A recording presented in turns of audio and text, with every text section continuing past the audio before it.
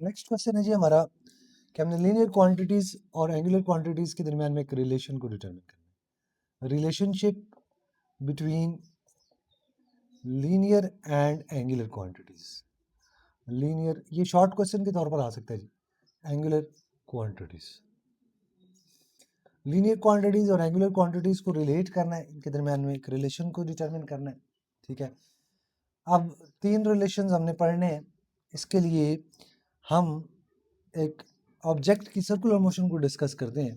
ठीक है, consider object moving on a circular path. एक ऑब्जेक्ट है सर्कुलर पाथ पे मूव कर रहा है।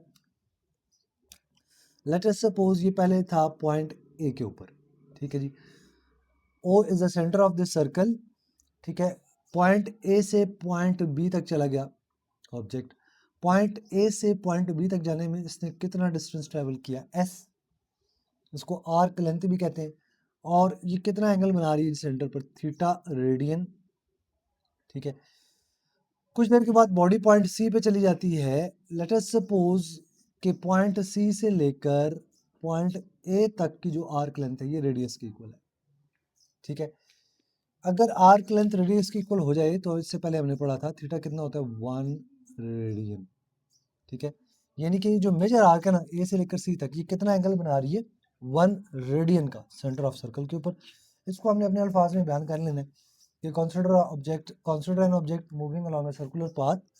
ठीक है, when the object moves from A to B the arc length is S and angle made at the center is theta radian.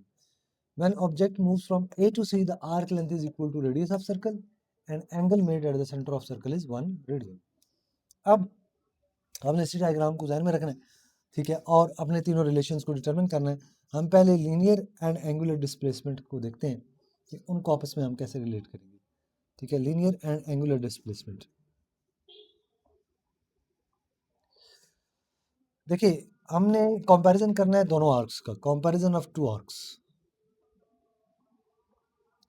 एक minor arc है छोटे वाली ए बी, और एक मेजर आर्क है बड़े वाली ए सी। ठीक है, हम इन दोनों का कंपैरिजन करते हैं।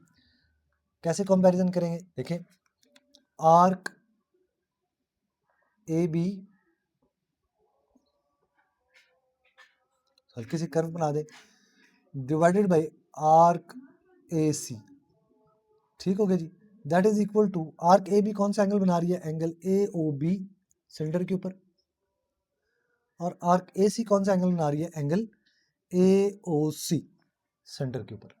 ठीक है, अगर आप देखें तो आर्क ए बी को हमने किसके इक्वल लिखा था, एस। आर्क ए सी को किसके इक्वल लिखा था, R. Angle A O B कितना बना रहे, थीटा, और ये कितना बना रहे, 1। तो एस किसके इक्वल आ गया, आर थीटा की। इसमें एस जो है ये लीनियर डिस्प्लेसमेंट है, और थीटा जो है ये एंगुलर डिस्प्लेसमेंट है। सही हो गया जी, ये पहला रिलेशन डिटरमिन हो गया। दूसरा रिलेशन है linear and angular velocity. Linear and angular velocity. ठीक है, अब वेलोसिटी तो तब आती है ना जब rate of change of angular displacement हो, rate of change of displacement हो। ठीक है, the rate of change of displacement of body. अब हमें रेट ऑफ चेंज चाहिए ना, बॉडी का डिस्प्लेसमेंट का रेट ऑफ चेंज आएगा तो हम वेलोसिटी तक जा सकेंगे। तो हम इसी फॉर्मूला के अंदर delta S over delta T, दोनों साइड में चेंज भी ले आते हैं और टाइम पे डिवाइड भी कर लेते हैं। आर जो है ये चेंज नहीं होगा, ये कांस्टेंट रहेगा। ठीक है, delta S over delta T that is equal to delta theta over delta T. अब देखिए, जब कोई सर्कुलर मोशन पर आप किसी क्वांटिटी को डिस्कस कर रहे हो तो उसकी इंस्टेंटेनियस वैल्यू चूज करना बहुत ज़रूरी है, क्योंकि उसमें हर पॉइंट के ऊपर एक वेरिएशन आ रही होती है। ठीक है, इसीलिए आप instantaneous rate of change of लिखें, limit delta T approaches to zero, delta S over delta T. R constant है, इस पर लिमिट अप्लाई नहीं होगी, limit delta T approaches to zero, delta theta over delta T. ठीक हो गया जी। अब ये जो डेफिनेशन है ना, ये वाली, ये डेफिनेशन है rate of change of linear displacement of body, linear velocity की, और ये डेफिनेशन है ओमेगा की। तो इसका मतलब है कि रिलेशन हमारे पास बन गया v is equal to r omega. v is the linear velocity and omega is the angular velocity of the body. Third relation है लीनियर एंड एंगुलर एक्सेलरेशन।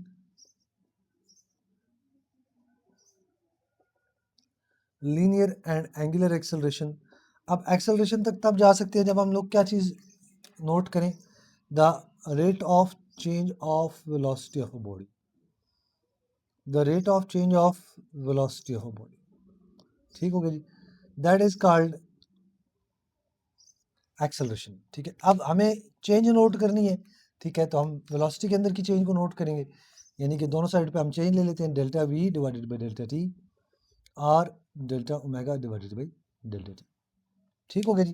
दोबारा वही बात कि हम सर्कुलर पाथ पर जिस भी क्वांटिटी को डिस्कस करेंगे उसकी इंस्टेंटेनियस वैल्यू को हम लोग नोट डाउन करेंगे, क्योंकि उसमें वेरिएशन ना हो।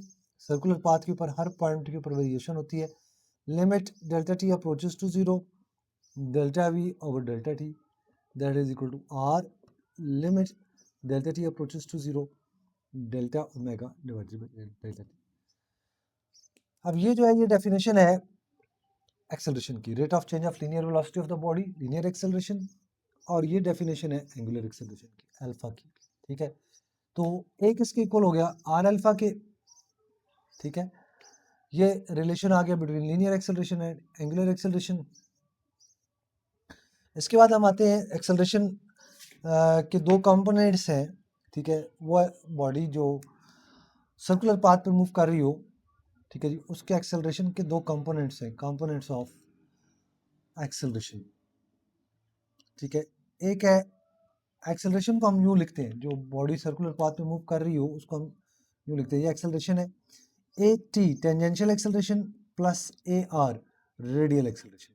अगर आप इसका मैग्नीट्यूड लेंगे तो ये फिर वन कंपोनेंट का स्क्वायर प्लस सेकंड कंपोनेंट का square that is equal to square root. ठीक है, अब इसमें टेंजेंशियल एक्सेलरेशन क्या है, रेडियल एक्सेलरेशन क्या है। टेंजेंशियल एक्सेलरेशन को पहले देख लेते हैं। टेंजेंशियल एक्सेलरेशन, टेंजेंट क्या होता है, टेंजेंट एक लाइन है, स्ट्रेट लाइन है, जो किसी भी सर्कल को एक पॉइंट के ऊपर टच करती है। ठीक है जी, तो acceleration of a body along the tangent, acceleration of a body along the tangent of circle, ठीक है जी, along the tangent of circle, that is called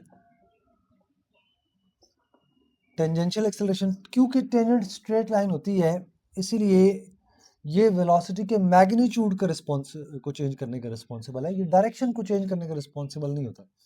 it is responsible to change the magnitude of velocity, to change the magnitude of velocity. ठीक हो गया जी, ये velocity के magnitude को change कर सकता है, डायरेक्शन को चेंज नहीं कर सकता, क्योंकि ये स्ट्रेट लाइन के लॉन्ग है। ठीक है जी, दूसरा एक्सेलरेशन है रेडियल एक्सेलरेशन।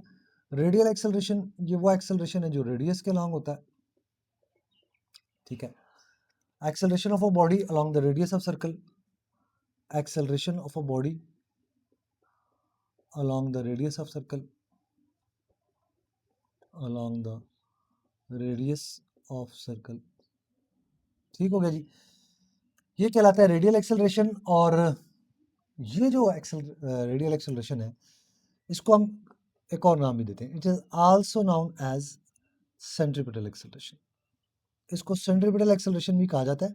ठीक है जी, क्योंकि यही वो एक्सेलरेशन है जिसकी वजह से वेलोसिटी की डायरेक्शन चेंज होती है। ठीक है जी, बॉडी जब सर्कुलर पाथ पे मूव कर रही हो तो हर पॉइंट पर उसकी डायरेक्शन चेंज हो रही होती है, और यही वो एक्सेलरेशन है जो रिस्पॉन्सिबल है, it is responsible to change, it is responsible to change the direction of velocity. ठीक है जी, द डायरेक्शन ऑफ वेलोसिटी। सही है जी, ये हमारा कुछ डेफिनेशंस थी। इसके बाद हम लोग लॉन्ग टॉपिक कर रहे हैं सेंट्रीपिटल एक्सेलरेशन, उसकी डेफिनेशन हम यहीं से लेंगे। ठीक है, उसकी हम डेरिवेशन करेंगे इसके बाद।